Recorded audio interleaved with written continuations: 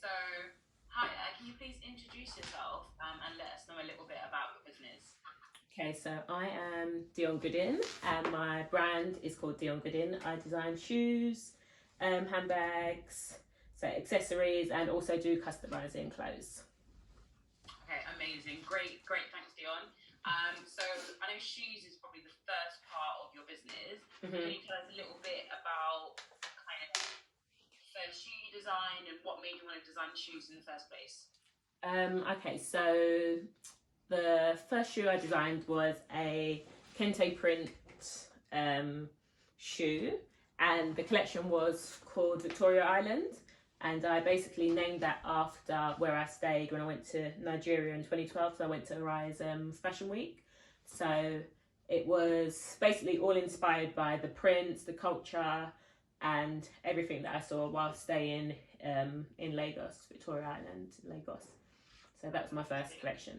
Yeah, so I've never been to Nigeria, but and I guess in general, the thing that attracts me to a lot of clothing or African prints is the vibrancy of it. So is that was that your goal when you created your first shoe collection? Yeah, it was literally, I just wanted everything to be popping color wise, really bold, and just like to stand out basically. So one of the thoughts behind it was like if you were just wearing like a plain outfit, like a plain black dress, and then just have some banging vibrant shoes that just popped out. So yeah, that was exactly. Like statement pieces. Yeah, exactly. Yes. Okay, great. Did you have anybody like in mind when you were thinking about designing these shoes? Yeah, I did. So I had Solange Knowles in mind. Yeah. So she was in mind when I was designing that collection. Yeah, and basically just because I love her style. She's unique. She's quirky. She can rock anything and does seem to rock anything and gets away with it. And yeah, so she was in mind when I designed that collection. So I'd love to have Solange in one of my items. It's a dream. Yeah. Okay, all right, great. Okay, so when did you do your last shoe collection, and like where do you sell them, or where did you sell them? So my last shoe collection was done in 2018, and that was actually a children's wear collection, last one. And I sold them online on my website, diongoodin.com. Also sold them in a shop called Saboye, which is in Shoreditch. So that is like a really cute boutique that sells like a range of different African inspired accessories and clothing, and as well as other like independent designer goods. And I've lost my track. Sorry, you said last collection. Where did I sell it? And where did I sell it? And so I sold it online, sold it at Saboye, sold it in on another website called Africrea, which is based in France. And I also used to do like a lot of events as well in Paris. So I do like a lot of Afro hair events as well in Paris. So I'd sell them there. Okay, yeah. Great. So obviously 2020 has not been, I guess, a traditional year for a lot of us. What did you have planned for 2020, and how's your 2020 goals gone so far? Okay, so 2020, I had big plans. So 2019, I found like this really amazing factory in Italy, and I was going to Italy in September for a wedding. So I was like, oh, let me go to the wedding and then also go and meet the factory before I, go ahead with my collection, getting them to make the collection. So I went, met them, we got along really well. I saw like all their shoes like, in person, which was great because normally I'd only just seen them online. And we spoke about like all my ideas and what they can do and how long it's going to take, and decided then that I was going to go ahead and then get my collection made with them. So at the time when I went to the event, I gave them the fabrics for my samples and everything, which was great. So I got the fabrics sent back to me, the samples sent back to me, sorry, beginning of 2020. And then I was ready to make my payment and everything for the collection in March. And then COVID came and locked down Italy. And then the factory was shut down for like 4 months and didn't open again until I think May, June or something like that. And obviously by then it was too late I was doing summer shoes. So by then it was too late. I'd missed summer 2020. And as we know now, it's December. We didn't really have a summer 2020. There was nothing to do anyway. So yeah. So that's what I had planned. Okay. Do you have any of those shoes that you can kind of show us? Like what kind of prints kind of were you thinking of doing? Yeah. So I've got this one, like a platform heel sandal. Okay. And shoe that is definitely a statement shoe. Yeah. So I was really excited about getting these done, and then also like a barely there as well. So I really love this print with the pink hearts and the green, and I was as well just before like lockdown happened. I was at the stage of just making a few changes to this one because I wanted the strap to be slightly thinner, and yeah, so that those are two of the shoes that I got made with the samples. Okay. Yeah, great. And I also got like a knee-high boot done as well, which was really nice. It was ready for autumn too, so yeah, I got that done as well. So plans have really changed. Yeah. Mm-hmm. How have you adapted your business to COVID then? What have you done in the last kind of 12 months?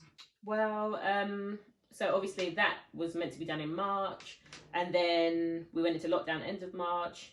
I think by April they were saying that we needed to wear masks, or they were saying that around in other countries. So I started to make masks. I was on YouTube looking at videos, testing out different shapes of masks, and I've got loads and loads of fabric. So I was like, you know what, let me make some masks and sell them. So my website was literally full of masks, and then I did like matching headbands to go along with it, taking pictures in them, and yeah, just doing like some bright exciting masks rather than those light blue medical ones that you see out there. Yeah, definitely. Yeah. I think it's the year for masks, isn't it? Mm-hmm. We went from thinking that we might have to wear them to them being compulsory in shops and stuff. Exactly. So that's very creative, I guess, for you to and you from what I remember, you did that quite quickly as well. It was like you had masks, London, you had to wear masks on public transport, and boom, you were there. So yes, in a challenging year, there's still opportunities for like businesses like yourselves to kind of like try and adapt in some way. Yeah. So that you've been able to do that. That's great. Mm-hmm. So as well as coronavirus and some not so positive things happening, I know that in your personal life you've had some really positive and really exciting changes. Mm-hmm. Congratulations on being a new mom. That's amazing. Thank you. Well done. Thanks, Kaysha. Yeah, I'm really curious how, first of all, how mothers operate in general, but I'm really curious how you've been able to kind of work on your business, from kind of being pregnant and to having your baby early this year. So how has that changed your plans, or how has that affected your work? So it did affect my work, and has a lot. But so obviously I was pregnant from like January to throughout most of this year anyway, and I didn't have the best pregnancy. I was sick all the time, and I don't know. Do you remember I did that 30 days of creativity throughout April? So basically, I felt dreadful shit for months, and that was like me just trying to get up and do something just to kind of, feel a little bit alive. Really. Your passion for what you do. Yeah, exactly. So I thought if I can try and do that will, give me a break from all the sickness that I was going through. And then again, that's like where the masks came from as well. I decided throughout then that I was going to make masks, and then I had a few people DM me saying, "Oh, can you make a mask?" and that kind of stuff. So I was like, do you know what? I will actually really make them. So I did the mask throughout those 30 days of creativity. And yeah, so it was quite difficult initially, but then later on I started customizing clothes, and like by doing like these kind of stuff, so like heart tops, jumpsuits. I had a few requests for those, and slogan t-shirts for like men and women as well. So I had a few like bespoke requests for those. So I done a bit of that as well in between, which was difficult just because I was sick a lot, as you know. Always had my seeds in my hand, as you know, from my baby shower. Like, without my seeds, I was nothing. I was like addicted to seeds. But what? So I mean, I know how difficult it is because obviously I've seen you. But what advice would you give to somebody in your position, like working on their business and also kind of balancing like motherhood and for example, being sick in pregnancy? Like what? How did you keep going? So I'd say whilst being sick in pregnancy, like I think initially I used to beat myself up about it just because there was stuff that I wanted to do. I had plans, got my long to-do list of things that I wanted to do and I couldn't do, and I never imagined being sick during pregnancy. I thought, oh yeah, this could be a breeze, like I'll just be heavy kind of thing, but I was mashed up. So I'd say like just go along with it, like allow yourself to be sick, but maybe plan when you can plan. When you do have the energy to plan so that when you do have those good days, you can do your stuff. So that's what I did in the end. I just put notes on my phone about things that I wanted to do. I'd set up my studio with the fabrics. Like when I got a little bit of energy or something, I'd set up my studio with the fabrics. So I know when that good day does come, I can literally just go, boom, sewing machine and be ready. Because it gets long when you're not organised. When you're fraffing, the moment when you have a good day and you're fraffing about trying to sort out your space, cut out fabrics and that kind of stuff. So, and I also would do like, say one day, if I have a good day, I would cut out all my shapes for the masks. And then I'll know that I'm going to have another good day in a few days time. Then that would be my sewing day. And then the next time would be maybe my ironing day kind of thing. So just like spread it out so that don't try and do everything in one day basically. And as for motherhood, I'd say again, planning. And this is something I'm not very good at normally, but I've had to learn. Okay. So I've had to say to myself, right, give yourself like a minimum. Initially it was like a minimum 2 hours a day.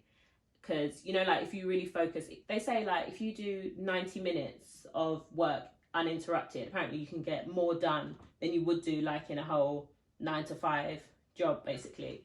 So I was like, all right, let me give myself minimum 2 hours to do every day. But I still try to do 3 hours every day. And if I do that uninterrupted, which is rare, like yeah, which is rare, but now we've got a little routine going on. So I'll have like my husband will look after him like in the evenings and stuff when he finishes work. And then now he kind of has a bedtime, so he'll go to bed around like 9-10 for about 3 hours. So if I'm not too tired, I would have prepped and have everything ready to like do like 2 hours there. Like when I was doing the Christmas jumpers, it would literally be like he'll go to bed at 10 o'clock. So 10 o'clock, I would be up sewing and stuff until like 1 a.m. And that works. However, if you do it every day, you get tired, burnt out. So I've just had to kind of tell myself, like, do it 2 days in a row and then give yourself a break of not doing anything. And don't be afraid to give yourself a break, because when I didn't give myself a break, that's when I was just exhausted and like the angry, miserable type of exhausted, like don't talk to me, anyone. So I'd say just planning is key, and just try to manage your time properly and don't go overboard because you can't. It sounds like you're saying as well, like the key, to it is just also be nice to yourself. Yeah. And if you're not feeling it, don't force yourself. Exactly. On days that you are feeling it, just try and do as much as you can. Yeah. That's great advice. Exactly. I'm sure people appreciate that. Yeah. It's really easy in this day and age to feel like you have to be superwoman, and it's already impressive what you've been able to achieve. But just to know that it's fine to not succeed all the time. I read something the other day that says flowers don't bloom all the way through the year. They bloom like once a year. So, using that time for your bloom moments when you have them, and then the other times maybe like preparing. Exactly. Okay. Yeah. It's like even I was watching on YouTube randomly, I came across an old interview of the New Zealand Prime Minister. Don't know her name, that lady. Have you seen her? Merkel? No, that's Germany, Kaysha. Oh, okay. No, she's the Prime Minister of New Zealand and she's a woman. Okay. But I didn't realise that she was a mum. I think so, yeah. I didn't realise that she was a mum, and the news reporter said to her, oh, you're Superwoman, like, I think she's the first woman in 90 years to have a baby whilst being a prime minister. Right, yes, right, Yeah. right, yeah. And the lady was like, oh, you're Superwoman, blah, blah. And she was like, no, she's not Superwoman. She's got support. She's got her partner that basically supports her. And basically, without him and her family, she wouldn't be able to do the job that she's doing, basically. Mm-hmm. So, yeah, I was like, oh, that's interesting. Yeah. Yeah. Exactly. So, good to know. yeah, exactly. Definitely. Very good to know. Great. I guess so 2021 is really on the horizon. What are your plans for 2021? So 2021, I'm going to focus on the customizing that I've been doing. Obviously, like shoes, I do love doing shoes. However, it's not looking like COVID is letting up right now. So there's nowhere for us to go here in the UK anyway. So I'm just like, there's no point in doing shoes if no one's going anywhere, really. Not in the shoes that I do anyway. So I'm going to concentrate on the customizing. Not sure if you saw that I've been doing some questionnaires on my Insta stories to try and find out from my followers and my customers what kind of stuff they would like to see. Because with the customizing I've been doing, they've all been bespoke. So people have been telling me what they would like, what words they would like, what symbols they would like, and on what garments. But I'm going to do collections. So I'm just trying to gauge what it is that everyone wants and would buy. And yeah, so I'm going to focus on that for the next 12 months and see how that goes. Okay, I think that sounds great. Well, yeah, thanks for giving me a little bit of an insight on what's happening with the business. I definitely look forward to hearing about how it's progressing. And yeah, again, just congratulations on the baby this year. Thanks, Kaysha. Thank you. All right. Okay. Bye. Bye.